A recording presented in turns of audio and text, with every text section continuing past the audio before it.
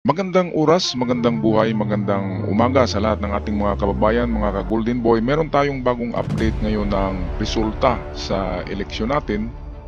Courtesy ito ng UNTV. Atin panoorin at bigyan ng reaksyon. Narito ang partial and official result mula sa COMELEC media server para sa senatorial race as of 3:50 a.m. ngayong araw. Nangunguna sa listahan si PDP laban candidate Senator Christopher Bongo na nakakuha ng 21,699,929 votes. Ito ang hindi kapanipaniwala kasi dikit itong sila Bongo at si Erwin Tulfo. Bakit nagiging 7 million ang kanilang agwat, 'di ba? Saan ba kumuha sila ng 7 million na botante na magbigay ng napakalaking distansya or gap kay Bongo at Erwin Tulfo? Kasi tay ito tay ang dalawang ito sa Sorby, kahit saang Sorby. Ang layo-layo. Kaya nga, yung isang attorney na nag-vlog noon, 'di ba? Sigaw ng sigaw yung attorney na wag gawing online ang eleksyon, wag i-connect. Kung gagamitin yung mga PCOS machine ay wag yun i-connect sa internet. Kasi ang internet mahack yan ng mga eksperto sa hacking. Alam natin ang China magaling mag-hack. Meron silang mga eksperto diyan. Kahit nga Pentagon ay nahack ng China noon. 'Di ba? Mayroon kasing discrepancy sa sa resulta na ito. Lalo na si Bam Aquino. Alam naman natin ng mga Pinklawan, Dilawan ay sumusuporta din kay PBBM, di ba? Bakit si Bam Aquino ay biglang nagiging number 2? At baka maging number 1 pa ito bukas o mamaya, di ba? Kiko Pangilinan, nasa pang 14 ito sa Sorby, biglang umakyat sa 5. Si Rodante Marcoleta, okay lang kung Pinklawan ito. Maniniwala ako na number 6 siya kung siya ay Pinklawan. Hindi. Didiis talaga yan at maka-China. Lalo na ito yung nagsabi na hindi atin ang WPS. Sino bang bubuto diyan kay Marcoleta? Nakakatawa nga Pero ngayon nasa number 6, hindi ka panipaniwala. Alam naman natin na dilat ang mata ng mga Pilipino ngayon kung sino ang maka-China ay hindi nila ibubuto, di ba? Hindi natin ibubuto talaga. Bakit number 6 yan? Bakit nalampasan pa niya yung magagaling na mga senador? Katulad ni Senador Manny Pacquiao, di ba? Mabait, makadiyos na tao, tumutulong talaga ng sariling pera, hindi nagnakaw kasi mayaman. Inawala si Manny kahit sa Magic 12 Imposible naman yun. Kahit nga sa presidential race, si Manny Pacquiao, di ba, ay pang-apat. Pagdating sa senador, nawala. At merong mga dito, bigla lang sumulpot, di ba? Kaya nakapagtataka. Kasi ang mga PCOS machine na yan, kapag na-connect yan sa internet, ay pwede talagang mahack. At dito makikita natin na maraming fruit China ang nakapasok. Kaya meron tayong duda na gumalaw na ang China dito. Gumalaw na sila kasi napaka-importante ng mga fruit China candidates. Kailangan talaga ng fruit China para ang China ay makapasok sa Pilipinas at maagaw yung WPS. Okay, patuloy tayo sa balita courtesy ng UNTV. Na may 13,769,562 votes. Panglima naman si Kiko Pangilinan ng Liberal Party na nakakuha ng 12,270,104 votes. Sumunod sa listahan si Rodante Marcoleta na may 12,185,662 na boto. Pasok rin si dating Senator Ping Lacson na may 12,108,354 votes. Ito mga kababayan wala akong problema dito kay Kiko tsaka kay Bam Aquino kasi mga malinis naman ang pangalan yan. So, okay, nandiyan na yan pero magtataka tayo bakit biglang nasa top 5, di ba? Kasi sa survey ay nasa 14 place lang sila. Kaya nakapagtataka. Dito naman, si Ping Lacson talagang magaling naman yan. Camille Villar, laglag na ito sa 12 eh, pero umakyat kasi DDS at Maka-China, di ba? Lito Lapid, bumagsak oh.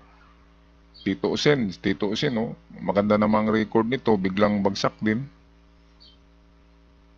Pia Cayetano, magaling din ito, pero nasa 9 na. Ito, nakahabol pa si Amy Marcos sa 12. Baka mamaya, laglag na rin ito. Pero, dito natin malaman kung anong puwersa ang kumikilos dito. Kung Pinklawan talaga ang kumilos dito, mga dilawan, ang Pinklawan kasi ay nagipag-ano na yan sa PBBM eh. Kaya kung bubuto man ng mga Pinklawan ay maisama nila ang administrasyon. Bakit ang nangyari? Kahit si Manny Pacquiao ay nawala. Kahit ano yung si Manny, napaka-popular ni Manny Pacquiao, bakit nawala? At dapat maisama yun kasi alam naman natin na hindi nagnanakaw si Manny dahil milyonaryo. Bagkus talagang namimigay yun, tumutulong yun. Merong foundation si Manny. Pero nawala dito. Grabe naman. Ano bang magic ito? Manny Pacquiao nung kumandidato na maging presidente, muntik ng manalo, number 4 eh. Pero sa senatorial na hanggang 12 ay nawala. Tingnan nga natin kung ano pang mga nasa baba nitong Magic 12. Anong mga pangalan? Benhur Abalos pala. Benhur Abalos ay number 1 yan sa NCR, sa National Capital Region, sa Sorbe. Bakit nawala? Ibig sabihin, yung mga galit kay Abalos dahil sa mga paghuli kay Kibuloy, kay Digong, ay ano dito, di ba? Merong koneksyon sa ganito. Kasi tinanggal talaga nila si Abalos. Grabe. Kahit nakapasok lang yun sa 9, wala eh. Kaya hindi ka paniwala ang resulta na ito. Sobra. Yung si Erwin Tulfo, kahit saang tingnan na survey ay palaging number 1. Tapos nang lumapit na ang eleksyon, malapit na, ay biglang dumikit sa kanya si Bongo. Andin ngayon, talagang iniwan siya ni Bongo ng 7 million voters. Ang gap, 7 million, grabe, ang laki naman. Dapat kasi si Erwin Tulfo ay nasa, kung number 1 si Bongo, edi number 2 si Erwin Tulfo. Bakit nabago? Nabago ang trend. Meron talagang nagmanipulate sa PCOS election machine na yan, mga kababayan. Ano sa palagay nyo, mga kababayan? Di ba? Sino bang binoto nyo? Hindi nyo binoto yung nagiging ano eh. Nasasayang ang Pilipinas dito. Sayang na sayang ang Pilipinas. Ang pinagpagura natin na pagbigay ng informasyon sa mga tao na mabago ang isip. Maraming nagbago na ang isip eh. Pero yung pag-manipulate sa machine, sa palagay ko, meron talagang mga kamay na nag-manipulate niyan. Kasi online siya eh, nakakonect ang mga machine online. Kaya pwede talagang pasukin ng ano yan, ng hacker. Kasi sinusurvey na yan ng mga enchik, di ba, yung mga nahuling mga enchik na malapit diyan sa Intramuros. Nandiyan yung main office ng Comelec. Diyan nahuli yung mga enchik na may daladalang mga gadget na pang para ba siyang may Bluetooth, andin kaya niyang kontrolin, i-adjust yung kung ano man yung adjustment ng mga machine na yan ng Comelec. O kung yung main server, kung mayroong bang main server ang Comelec para sa kanilang mga voting machines, ayun yung tinitira ng mga hackers na enchik na yun. At kung na-transmit na ang data doon sa China, kahit na mahuli yung mga spy na mga enchik na yun, ay wala na, nandun na sa China, nahahack na yun, nakukuha ng detalye ng main server ng Comelec. So yan yung paniniwala ko dyan. Anong paniniwala niyo, mga kababayan? Grabe naman ito. Okay, tapusin natin ang ulat na ito, courtesy ng UNTV. 12,108,354 votes. Sinundan siya ng kanyang dating katandem.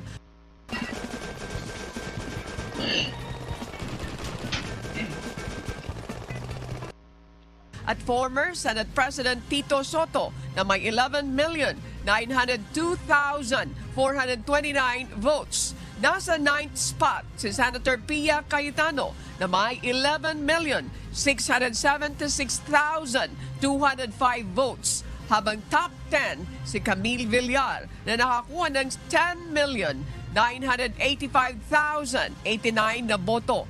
Kasama pa sa Magic 12 sina Senator Lito Lapid na may 10,781,531 at Senator Amy Marcos na nakakuha naman ng 10,685,493 votes.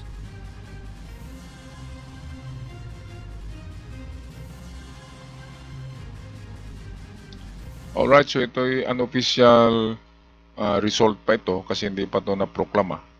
So ito yung mga below that Magic 12. Ito yung nasa baba ng Magic 12. Aba, Bentulfo, di ba pang-apat ito sa survey? Si Bentulfo. Bakit ang layo-layo naman ang pagkalaglag niya, di ba? Galing sa number 4, nagiging nagiging 13. At lalo na ito si Bong Revilla, di ba?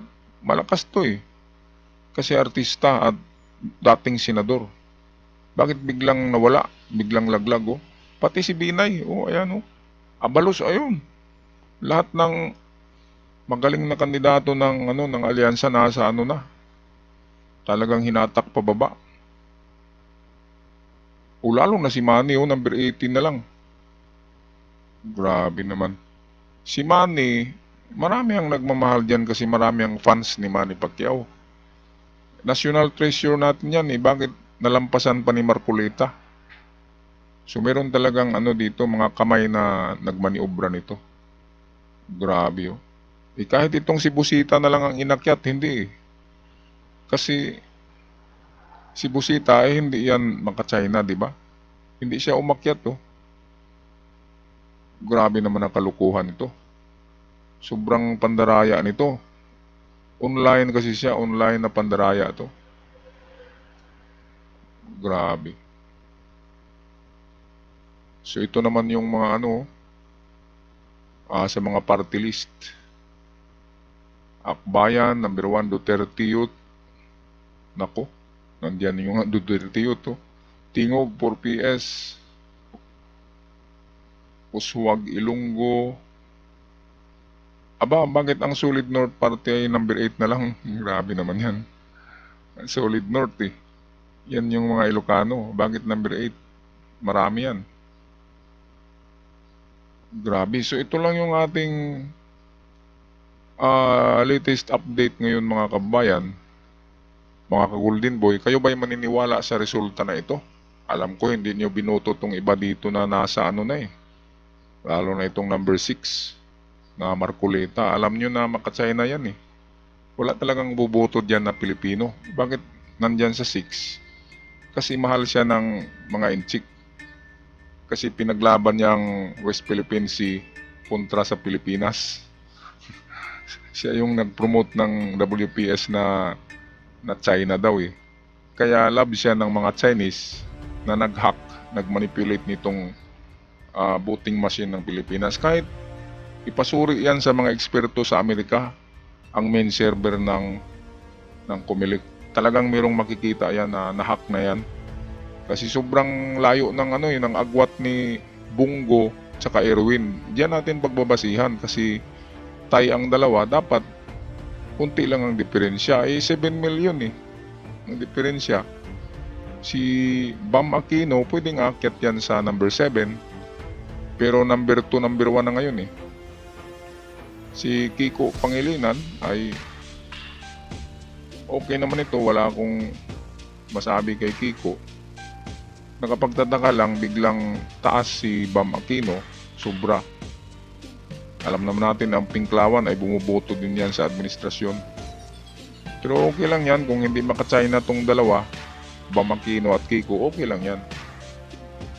Pero na ngayon nasa na ang pumasok sa mga PDP. Maraming nakapasok sa Magic 12. Kaya delikado ang alyansa, mga kababayan. Pero antayin na lang natin official, mamaya daw alas 12 ng gabi, ang official proclamation nito. Talagang magkagulo ito bukas. Kasi hindi mapayag yan ang administrasyon na bakit ganun ang resulta. Magagaling na mga senador ay nasa below the magic 12 na eh. Grabe naman. Alright, so kung magpaalam ng mga kababayan, update tayo mamaya kung ano ang mangyayari sa resulta ng ating halalan 2025. Ingat ang lahat and God bless us all.